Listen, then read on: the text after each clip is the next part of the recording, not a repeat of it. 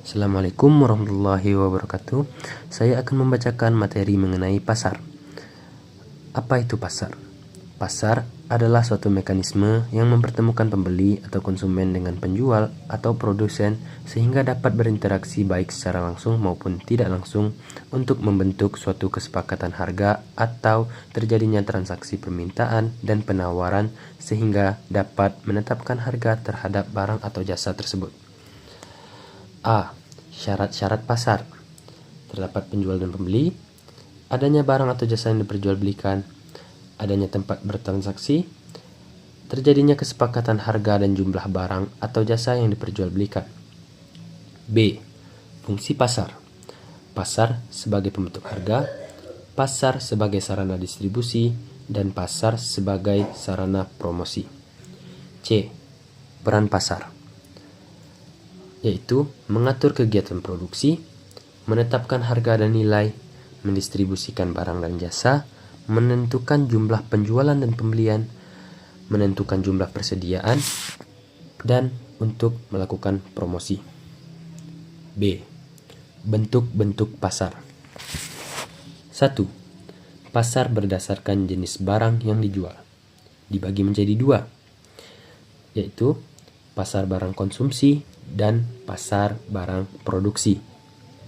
2. Berdasarkan luas jangkauannya, terbagi menjadi 4. 1. Pasar lokal. 2. Pasar nasional. 3. Pasar regional. Dan 4. Pasar internasional. 3. Berdasarkan waktu terjadinya, terbagi menjadi 5. 1. Pasar harian. 2. Pasar mingguan. 3. Pasar bulanan. 4.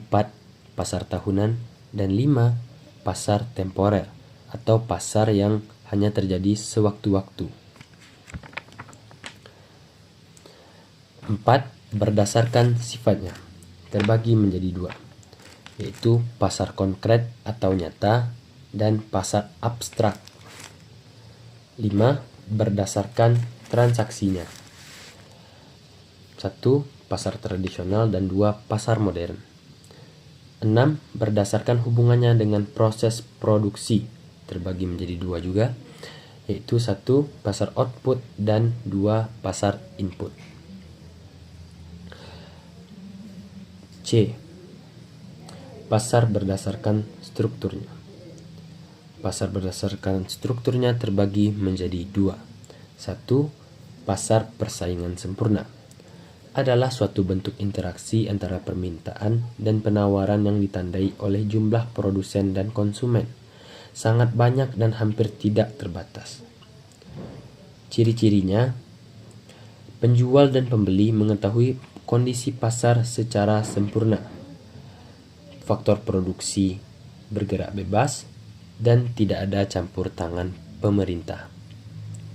Kemudian yang kedua yaitu pasar persaingan tidak sempurna. Pasar persaingan tidak sempurna ini meliputi 3 hal pula, yaitu pasar monopoli, pasar oligopoli, dan pasar monopolistik. Jadi, pengertian dari pasar persaingan tidak sempurna adalah pasar yang jumlah penjual dan pembeli tidak sebanding atau tidak seimbang. Hal ini disebabkan karena pasar dikuasai oleh satu penjual atau beberapa penjual saja, dan bisa juga disebabkan karena dikuasai oleh satu pembeli dan beberapa penjual. Oke, kita masuk ke pasar monopoli. Pasar monopoli adalah suatu bentuk interaksi antara permintaan dan penawaran yang ditandai oleh hanya ada satu penjual atau produsen pasar. Contohnya PLN, PDAM, KAI, Telkom, dan lain sebagainya. Kemudian pasar oligopoli. Pasar oligopoli adalah suatu bentuk interaksi permintaan dan penawaran di mana terdapat beberapa penjual atau produsen yang menguasai seluruh permintaan pasar. Ciri-cirinya, terdapat beberapa penjual atau perusahaan yang menguasai pasar. Barang yang diperjualbelikan dapat homogen, dapat pula berbeda corak. terdapat halangan masuk yang cukup kuat bagi perusahaan di luar pasar untuk masuk ke dalam pasar tersebut. Contohnya adalah industri rokok dan provider seluler. Oke. Kemudian pasar persaingan monopolistik. Pasar persaingan monopolistik adalah suatu bentuk interaksi antara permintaan dan penawaran yang di dalamnya terdapat sejumlah besar penjual atau produsen yang menawarkan barang yang sama. Contohnya perusahaan seperti Unilever, Wings Food, dan Indofood. Jadi sekian materi yang dapat saya sampaikan pada hari ini. Sekian, Assalamualaikum warahmatullahi wabarakatuh.